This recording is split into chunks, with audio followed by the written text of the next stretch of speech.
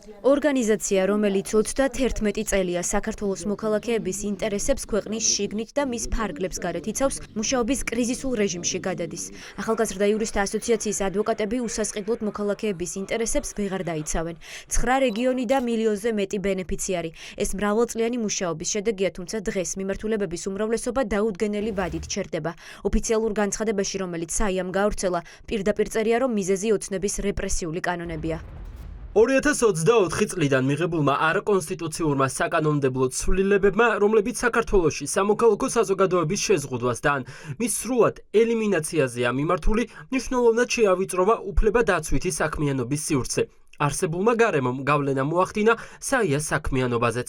ორგანიზაციას დროებით მოუხდა არაერთი მნიშვნელოვანი მიმართულების შეზღუდვა, მათ შორის დაზიანდა ის პროგრამები, რომელიც მოქალაქეებისთვის უფასო სამართლებრივ დახმარებას უზრუნველყოფდა. საია დროებით გადადის კრიზისულ სამუშაო რეჟიმზე და სამართლებრივ დახმარებას მხოლოდ სტრატეგიული სამართალწარმოების მიმართულებით განაგრძობს. დაცვის გარეშე ოცნების რეპრესიული კანონები ყველაზე მოწყვლადი ფენის წარმომადგენლებს ტოვებს. მათ შორის არიან სოციალურად დაუცველები და შეზღუდული შესაძლებლობის მქონე პირები, რომლებსაც უფასო იურიდიული დახმარება ყველაზე მეტად სჭირდებათ. არასამთავრობო ორგანიზაციებში ამბობენ, რომ სახელმწიფოსგან ამ მასშტაბის ზეწოლის პირობებში მუშაობის გაგრძელება შეუძლებელი ხდება. ჩვენ ბოლო 3 წელია ამ რეპრესიული კანონების ქვეშ მუშაობთ და ვცდილობთ მაქსიმუმს, რაც კი შესაძლებელია.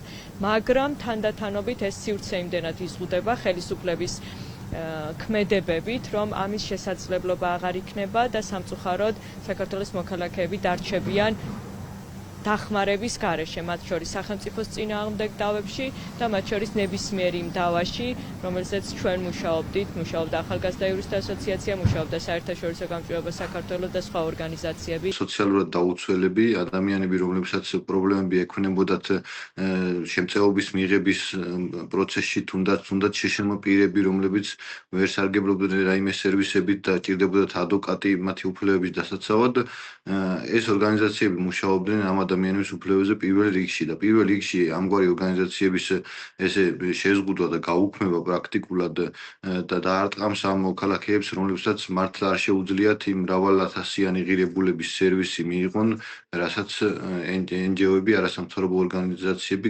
გასცემდნენ უსასყიდლოდ. არასამთავრობო ორგანიზაციების პრაქტიკულად გაუქმებით სრული პასუხისმგებლობა იურიდიული დახმარების ცენტრის ადვოკატებზე გადადის.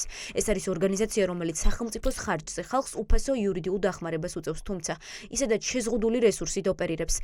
რაც შეუძლებელს ხდის საზოგადოებრივი ადვოკატები დაეხმარონ იმ რაოდენობის ადამიანს, რამდენსაც მომსახურებას ათობით არასამთავრობო ერთდროულად უწევდა.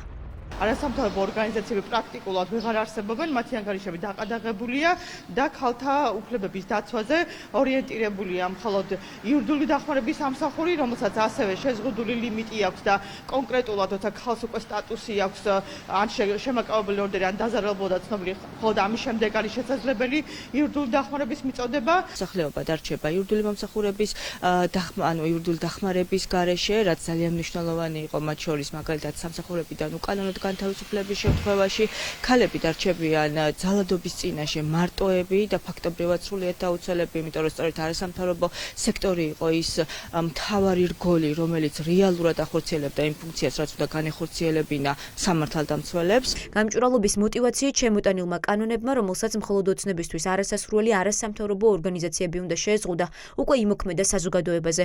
უფასო იურიდიული კონსულტაციის და დახმარების გარეშე რჩება ათასობით მოქალაქეების ინტერესებსაც საია და სხვა რეპრესირებული ორგანიზაციები იცავდა.